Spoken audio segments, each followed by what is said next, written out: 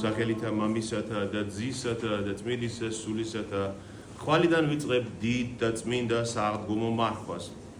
ამიტომაც დღევანდელი დარიგება უფლისაგან არის ზუსტად მარხვისათვის და ამბობს უფალი, რომ ყველაფერი თქვენი მარხვაში იყოს დაფარული. სიკეთე, მარხვა, ლოცვა, ქველმოქმედება, სიმართლის თქმა იყოს დაფარული, რადგან ნახეთ, სიკეთის კეთება, ქველმოქმედება, სიმართლის ლაპარაკი, ეს ყველაფერი ჩვენ შორის კი არ არის პირველ რიგში. აბავის შორის არის, ჩვენს და ღმერთს შორის. ადამიანისთვის კი არ ვაკეთებთ ამას, არამედ ღმერთისთვის ვაკეთებთ ამას. ამიტომ მამა თქვენი ზეციო, რომელიც დაფარულს ხედავს, ყველაფერს დაინახავს და მოგაგებთ თქვენ ცხადად, როცა დრო მოვა ამისი. და ამბობს, როცა ამბობს, ერიდეთ სიმართლის თქმას, კაცთა წინაშე იმ მიზნით, რომ დაგინახონ და შეგაქონ, ერიდეთ ლოცვას საჯაროდ, რომ დაგინახონ, როგორც კრეხელნი აკეთებენ ესენი, რომ დაინახოს ხალხმა და შეახოს. ერიდეთ ბევრის ლაპარაკს ლოცვის დროს, როგორც ბერძნები აკეთებენ, რომელთაც უყვათ ეს ჭერმეტყველება, რიტორიკა.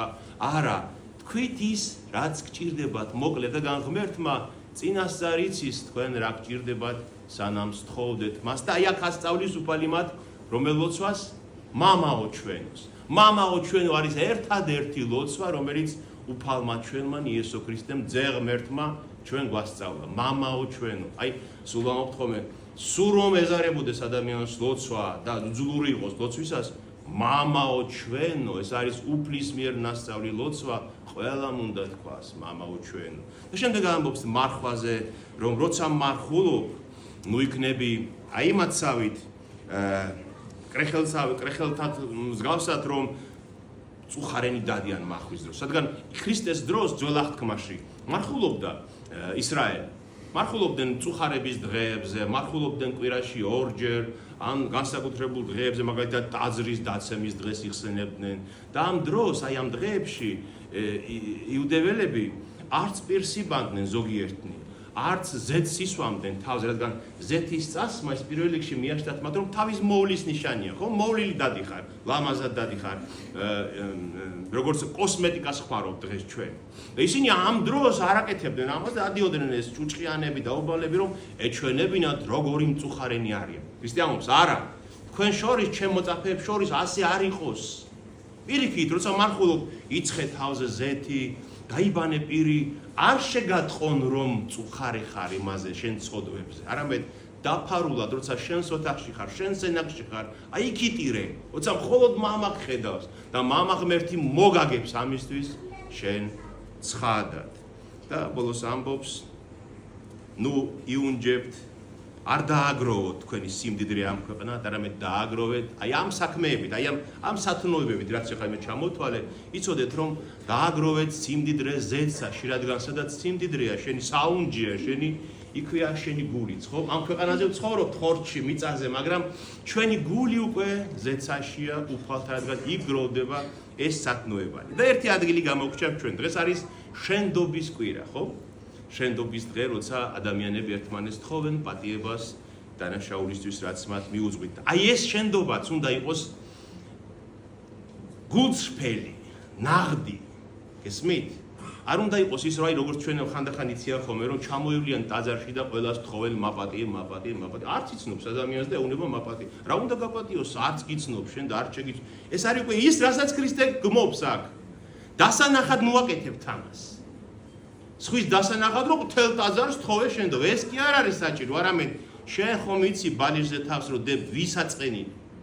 შენ ხომ იცი პირადად ვის წინაშე გაქვს ბოდიში მოსახდელი, აი იმასთან მიდი და იმას თხოვე შენდობა, რომ გათავისუფლდე ამ სიმძიმისაგან და შეუდგე წმინდა გულით მარხვას. და კიდევ აი დასასრულს აი ეს მინდა ვთქვა, რომ ჩვენ ხომ ერთმანეთს ხანდახან იმიტომ ვერ პატიობთ, რომ ერთმანეთზე უკეთესი გონია თავი, ხომ ასეა? ამ ყველაზე მთავარი ვნება, რაც ადამიანს ებრძვის, რა არის? ამ პარტავნება, სიამაყე, რომ მე გონია, რომ მასზე უკეთესი ვარ და როგორ გაბედა მან, როგორ შეეშალა ჩემს წინაშე, ხომ? როგორი კადრა, ხომ? იცით, ან შეიძლება არის ხოლმე კიდე რომ ვეჯიბრებით ადამიანებს, ხომ? შურიც ხო აქედან მოდის. რომ ვეჯიბრებით, აი იმან არ მაჯობოს, მე ვაჯობო, იმას რომ აქვს, მე უფრო მეტი მინდა მქონს. აი შეჯიბრია გვაქვს ადამიანებს შორის. აი ამის წამალი არის ერთადერთი რა, უყურეთ. ქრისტე რატო განგაცდა? რომ მას ეჩვენებინა ჩვენთვის კაცის სრულყოფილი სახე, ხო? აი თუ გინდა ვინმე შეეჯიბრო, მოდი ქრისტეს შეეჯიბრე, აბა. შეგიძლია აჯობო ქრისტეს ადამიანობა, ხომ არ შეგიძლია? ვერც კი მიუახლოვდები იმ უცოდველს, ხო? აბსოლუტურად წმინდას. ის ხო ადამიანი იყო, როგორც უცოდველი და უმანკო ადამიანი, გესმით? და თუ შენ იმისი კადნიერება გაქვს, რომ ყველას გინდა აჯობო, მოდი აბა ქრისტეს შეედარე, შეგიძლია? ვერ შეძლებ ამას. რადგან შენ ჯერ ქრისტე თუ შეიცანი ვინ არის? შენ თუ შეიცანი მისი სახე, შენ აბსოლუტურად გიქრება სურვილი რომ ვინმე შეეჯიბრო, ან ვინმეს არაპატიო, ან ვინმეზე მეტი გეგონოს თავი. რადგან ის არის, ვისაც უნდა ხედავდი. აი პავლე მოციქული ნახეთ, ასე ამბობს ებრაელთა მიმართ ეპისტოლეში, ეს არის ერთ-ერთი უმნიშვნელოვანესი წერილი ახალ აღთქმაში, რომ ძმანო და დანო დაუკვირდით მოციქულსა და მღვდელმთავარ ჩვენი აღსარებისას ქრისტე იესოსო. დაუკვირდით, ნახეთ, თვალი მიაბყარით, ყველაფერს მოაშორეთ თვალი და დაუკვირდით ჩვენს მღვდელმთავარს იესო ქრისტეს. აი რა ჩვენ ახლა ვთქვით ამ ცხოვრება. და კიდევ მეორე ადგილას ამბობს ისევ პავლე, ნახეთ, რომ და თვალი მიაბყართ ჩვენი რწმენის წინამძღვარს და აღმასრულებელს იესოს. ეს თვალი მიაბყართ ბერძნულში აწერი არის აი ყველაფერს მოაშორეთ თვალი. დაივიწყეთ ყველაფერი და წინა თქვენ თვალწინ ყავდეთ სულ ის სრულყოფილი, რომელიც თუმცაღა ძეღმერთი იყო, მაგრამ ვნებით ისწავლა მორჩილებაო. გესმით? აი სიმდაბლის თავის დამდაბლების სახე როგორია მისი, ნახეთ, ეს ფილიპელთა მიმართ ეპისტოლეშია, როცა ის ამბობს, რომ თუმცაღა ძე იყო იგიო. ეს ადგილი მინდა გაჩვენოთ აუცილებლად.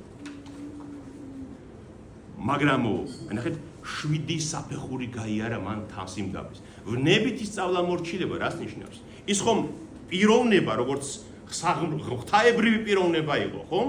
პირი, ის იყო ყოვლადწმინდა სამების მეორე პირი. კაცის ბუნება, როცა მიიღო მან ღვთისმშობლისგან, მარიამისგან, მან ისწავლა მორჩილება, დაიმორჩილა ხორცს, დაიმორჩილა სისხლს, დაიმორჩილა მიწას, დაიმორჩილა მშობლებს, ისწავლა წერა, ისწავლა კითხვა, გასმით, ღმერთი დამდაბლდა ისე, რომ აი ამ ჩვენს ცხოვრებაში შემოვიდა, ჩვენი მსგავსი იქნა კაცის ბუნებით, რომ ეჩვენებინა ჩვენთვის სრულყოფილი ღმერთის მორჩილი ადამიანის მაგალითი, სახე, ხო?